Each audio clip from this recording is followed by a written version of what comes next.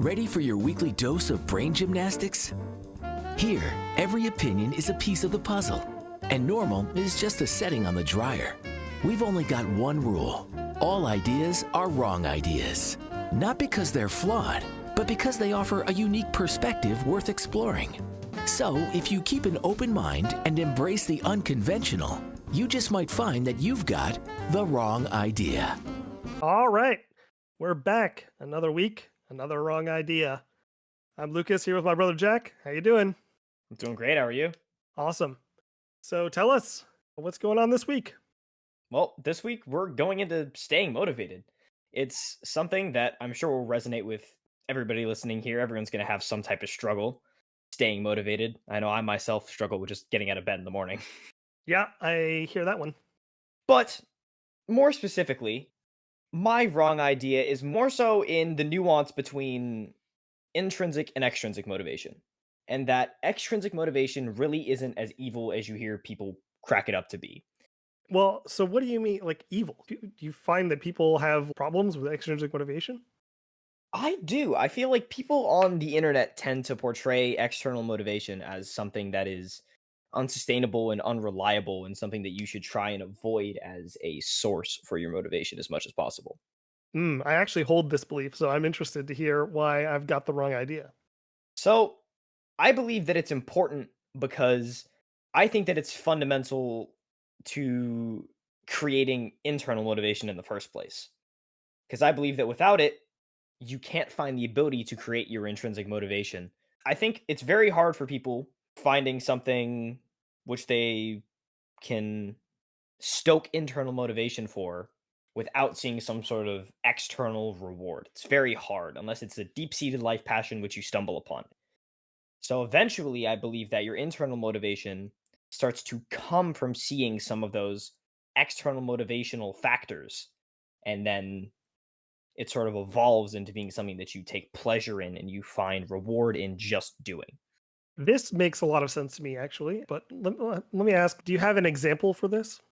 Yeah, I do. I do. I going into high school as a freshman and even coming out of 8th grade was in really, really bad shape. I was like probably somewhere just around like 5 feet, maybe 5'1", and I was close to 175 pounds, which is about as heavy as dad was at the time. And dad was probably like 5'7". So it wasn't pretty. But my friends started hustling me to get into the gym because they could see that it was taking a toll on me. I had been bullied for a little while and it was starting to take a toll on my mental health. So I was like, okay, I got to turn this around. So I started working out. It actually started over COVID. I started going on walks with a friend and I began to see that the body fat was kind of shredding off and I liked the look of myself more and I started to feel more confident.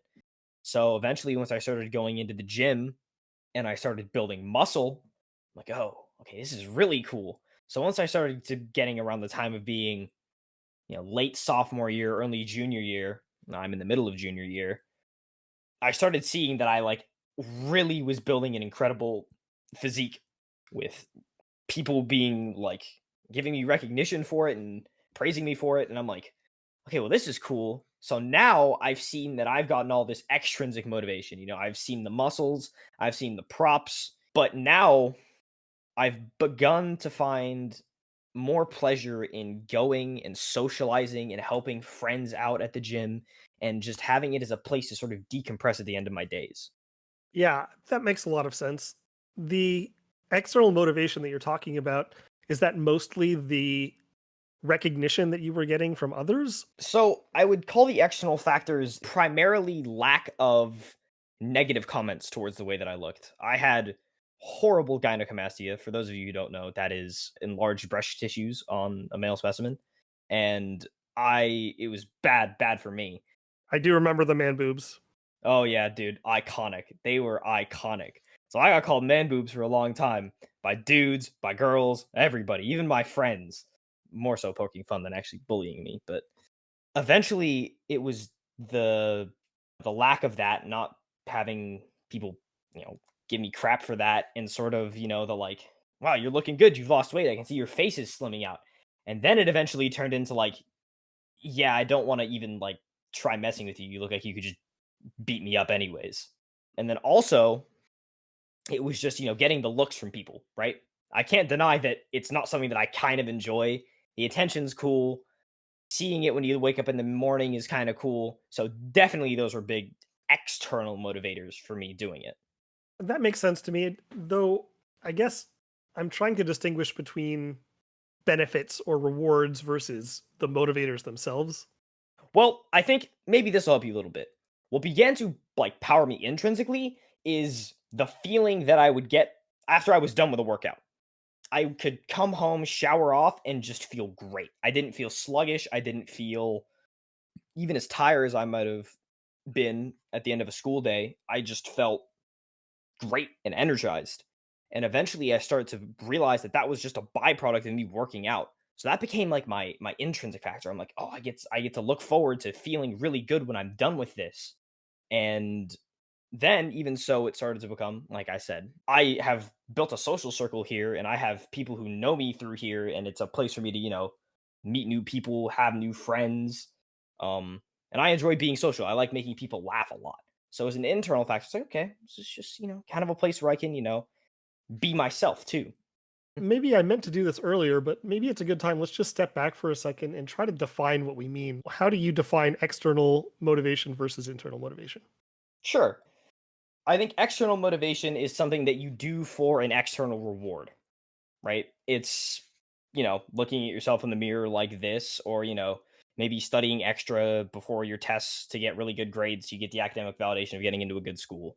But more of an intrinsic motivator is like something that you enjoy doing just for like doing it. You like take curiosity in it, or you want to just achieve it for yourself. Maybe it's, you want to try and earn some money on a side hustle or something, or you want to try and learn more about a topic. Maybe you're trying to research something. I think that's more of an internal motivator because you're trying to go after it with the benefit, with the intention of bettering yourself.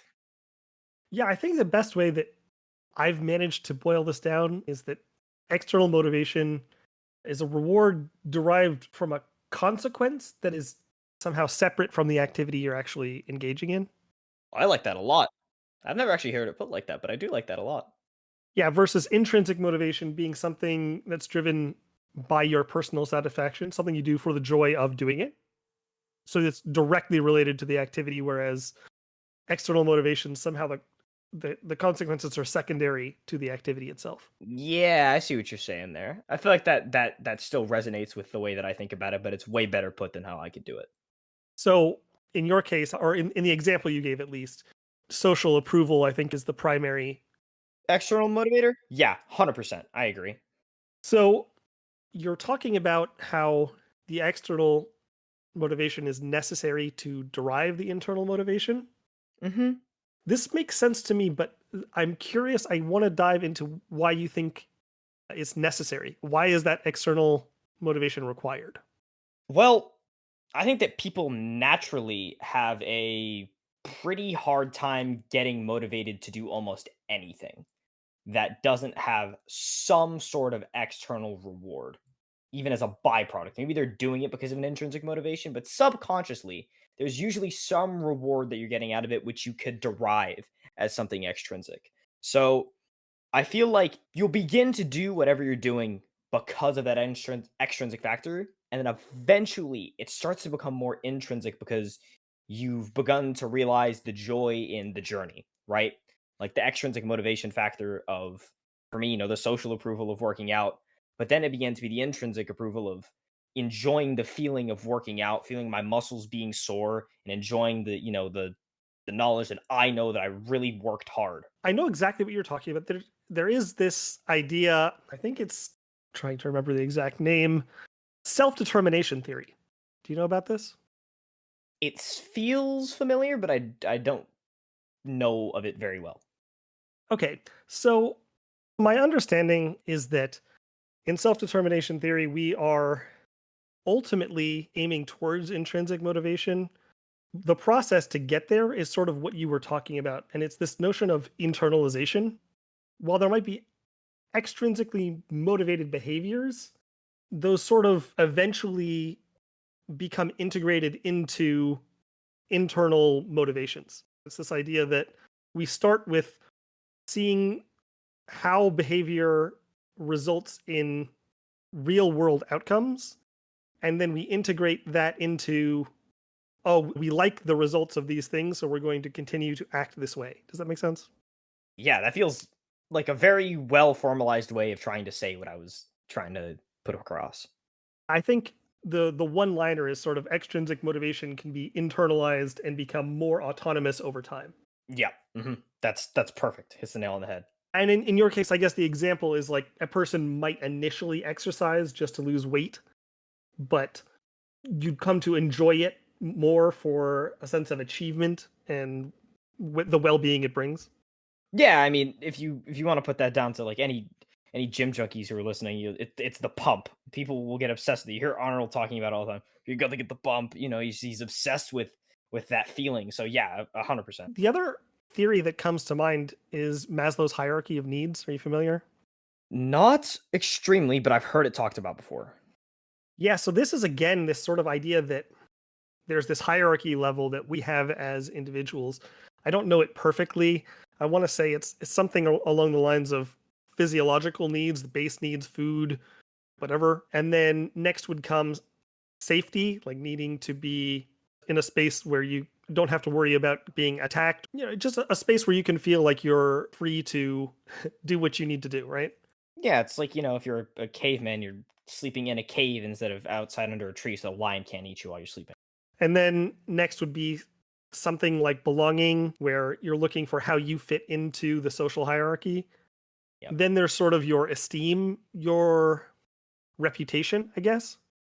And then last would be, I think, self-actualization is usually how it's put.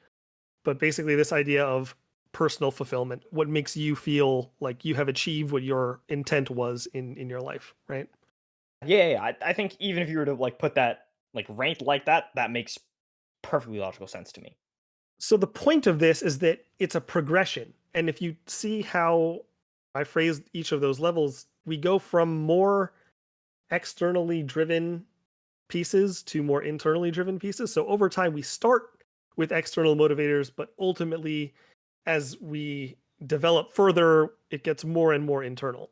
Yeah, I see that perfectly. Yeah, it's very much so you have to get those external things sorted out so that you can sort of begin to be more conscious of the internal things because naturally you'll be more conscious of what's happening around you because you can see it with your eyes, but you can't really see your thoughts. They kind of just happen. Eventually you sort of have to become more in tune with them. I bring all this up because you had mentioned that you feel that the external is necessary to develop the internal motivation. These theories sort of align with that idea, but in my mind, it's less about the necessity or requirement and more about the fact that I think internal motivation takes more introspection and it's harder to get there. External motivation is easier to understand early on. I think you can almost, in the way of saying it, you can internalize the external motivation before you can internalize your internal motivation. I'm not sure I completely understand that. I would put it in the sense of a little kid is going to understand the extrinsic motivation of, good job, kid, your drawing looks really good. But they're not going to understand the point that their drawing is really good and the parent is complimenting them because of the creativity that it came with to make that drawing. Okay. Yeah, this is sort of the point I was getting at, but more so what I mean is it's very obvious that if you do something and then you're given some external reward, that sort of doesn't require any deep thought or understanding. It's like, okay, if I do this, then I get this reward. So it's very easy to early on rely on external motivators because it's clear that this sort of behavior will get me this sort of reward. Whereas internal motivation is much more a matter of, oh, this is a lot of fun and I'm going to do it regardless of the fact that it is hard. Because I think that was one of the things too that you were mentioning is that, yeah, the internal motivations are harder, but because of that, I feel like they are more rewarding. It feels better when you're motivated internally and you're getting that sense of satisfaction purely from engaging in the activity. Oh, absolutely. I'll touch a little further back and then I'll go a little further forward. But you said like the more challenging things feel more rewarding. I think it's 100% true. I think that things that are more challenging internally are far more rewarding because you never really see so much of the external reward. It's very much so a personal thing that you begin to see and recognize. And once you begin to appreciate that, it's incredibly fruitful. That really resonated with me a lot because I feel like really challenging things are really, really rewarding. But at the same time, context is important here. Depending on a person's circumstances or also just their general personality, things might vary significantly based on their values and their stage of development in life, right? Oh, there's no doubt. I think that being able to figure out what your own intrinsic motivation like factors are person to person is incredibly important. I think with extrinsic motivation, they can be a little more universal. You can kind of identify those amongst any activity. But to find intrinsic motivation, you need to know yourself really well because, like you said, it's entirely subjective. Actually, you just hit on what I've been trying to get at, and I haven't had the right words, but I think what you're saying there is like knowing yourself. That's when you can start to develop those good internal motivators. Yeah, 100%. The knowledge of oneself is incredibly powerful, but especially with motivation because if you don't know how you like to feel, then you're never going to know what to do to get there. And I think the point I was trying to make around context is really this idea of balance. If both of these are important, external and internal motivation, how do we balance them? How do we figure out how much I should be paying attention to one versus the other? And what I mean by context of a person's life, even going back to Maslow's hierarchy of needs, if you're still at a place where you're trying to secure base needs, it may be that external motivators are more important and you should focus on them because realistically, you need to get those base needs met before you can even try to think about what your internal motivations might be. Yeah, absolutely. I mean that finding a balance, yeah, resonates deep for sure. Because I think like everything in life, it's a balance of two things that really is where you'll find the gold in anything. If you can't find internal motivation, you should probably look at those base needs like you said because I feel like intrinsic motivation sort of starts to become something that happens when you start to become a little more mindful. Maybe not necessarily like meditation mindful, but like mindful as in you kind of begin to realize thought patterns of yourself or habit patterns of yourself and you start to become conscious of them and you want to start improving them, right? Yeah, I would actually argue though that that is almost meditative. Maybe so. I don't know very much about meditation. This might be a good episode to do sometime in the future. I would love to do one because I actually really enjoy the practice of meditation. I wish I did it more. But my point is getting to this place where we feel more comfortable in our mind, understanding what feels right to us and what feels comfortable. This is sort of when you can start caring more about these internal motivations. And again, I'm coming back to these theories because the point is that you can only start doing that once your base needs are met.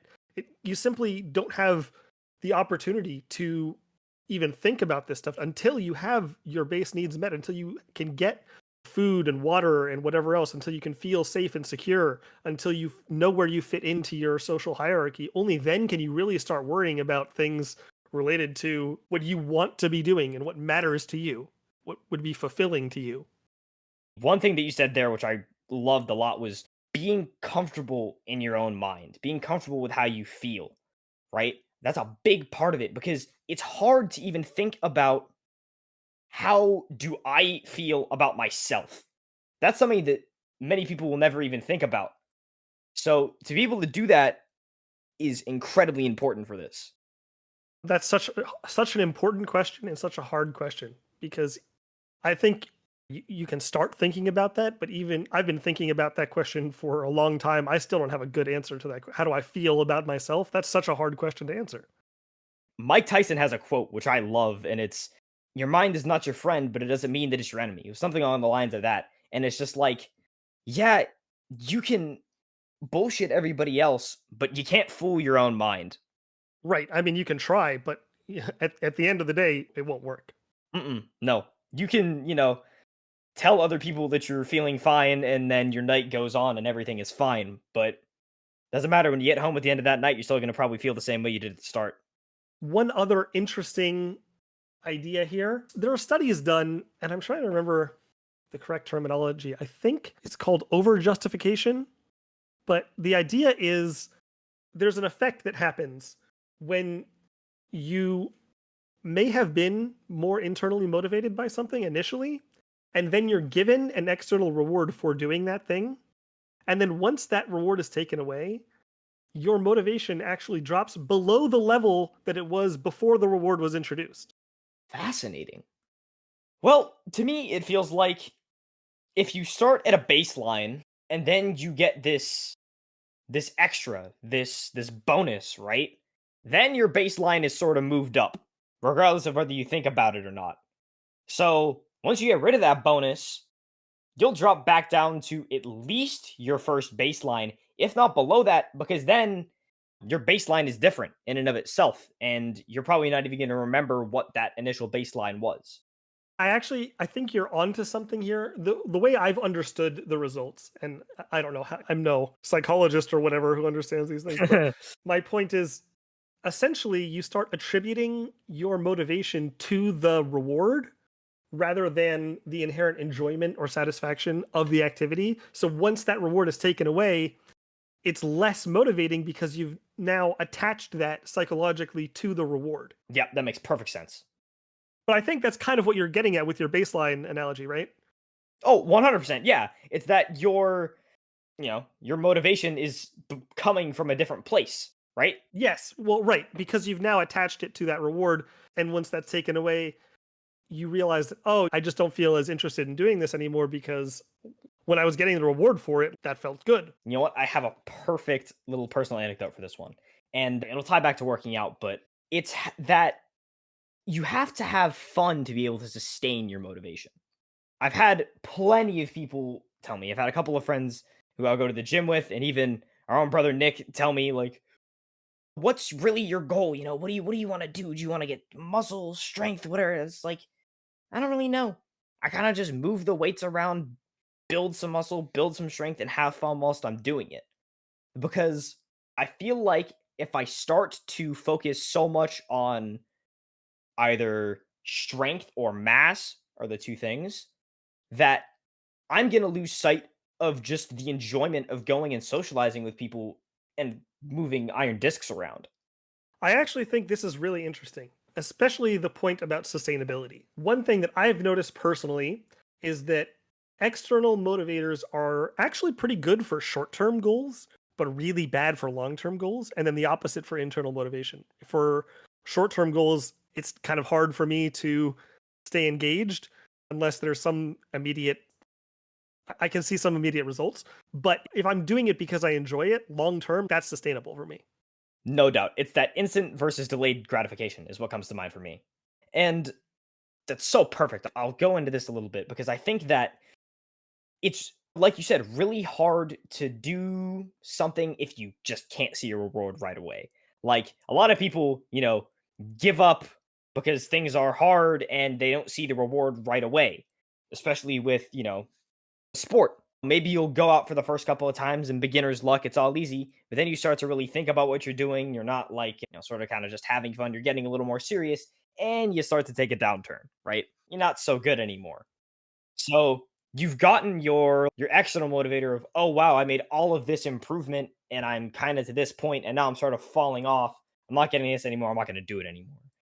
But if you have an internal motivator to do that, then you get something which is like, the big up, and you'll probably have that tank down. But if you still have that internal motivator, that drive to keep going, then you start to get that like linear upslope, which like trends onward and onward.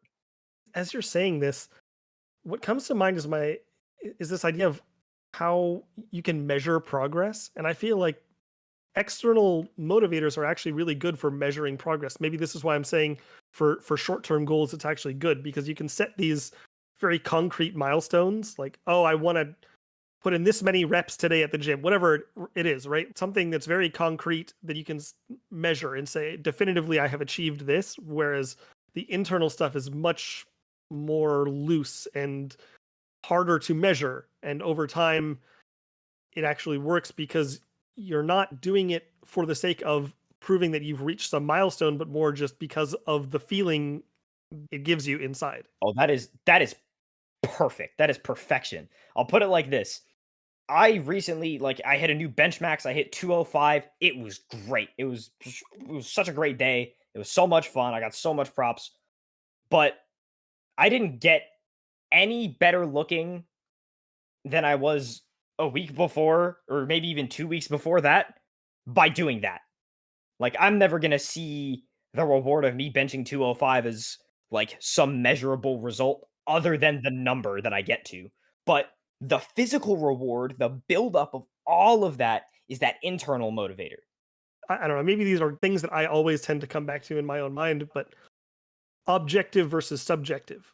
Again, this idea that we can very objectively measure these external motivators, but internal motivators are much more subjective. Oh, there's no doubt. 100%. I mean, you can find what external motivator is driving two people pretty easily. You know, if there's, well, I mean, take it 5. If 5 friends go to the gym with each other, their external motivator is either going to be to go and have a place to be social with their friends away from their parents, or to go and get in better shape because they want to look better in front of a mirror. You can objectively measure that. But what you can't measure internally is why they keep doing it. You know, maybe 3 of them sort of have this drive to, like, you know, stay getting into really good shape, and maybe 2 of them are just there because they want to be social. You can't really tell that on the surface. And I feel like this distinction is actually obvious in retrospect. What I mean is external motivators are seen in the physical world. In reality, they are objective because they exist outside of your mind, and then internal motivations are about your feelings and about your internal state. So it's necessarily subjective. Yep. This notion, we've come up against it a number of times in this discussion already, but fulfillment and satisfaction feel like important words here. I mean, absolutely. I think that fulfillment and satisfaction, like everything we've said here, is extremely subjective. But fulfillment and satisfaction are definitely 2 things that you need to figure out what they mean for yourself. Because to one person, fulfillment and satisfaction may be a family of 3 with a house and a casual car where you live in a suburban neighborhood and you kind of work a job, and then by the time that you're older, you can kind of just relax with your wife and watch your kids grow up and have grandkids and whatever. Yeah, the stereotypical American dream kind of thing. Bingo, hit the nail on the head. And then maybe there's someone else who's like, nah, man, I gotta become this like incredibly successful, influential figure in this specific discipline and have all of this money and all of these guys. It just depends, right? And one is not more correct than the other, but they're both equally wrong. Yeah, absolutely. I mean, this is what we mean by subjective, right? The epitome of it is knowing yourself enough to know what fulfillment means to you. And being comfortable with what is on the inside, right? Because really, if you're going to judge yourself for how you feel on the inside, you're getting nowhere. Yeah, I couldn't agree more. Thanks for the conversation. Any other last thoughts? You know, not that I can touch on. Maybe we revisit this idea of motivation from another angle another time. Oh, I hope so. With that in mind, you want to send us off? Well, if you guys want some more content before next week's episode, you can find us at The Wrong Idea on Instagram, X, and TikTok. And until then, we'll see ya. Got a thought that challenges the norm? We want to hear it. Post your wrong idea with the hashtag Wrong Idea. That's RONG idea. And join the conversation.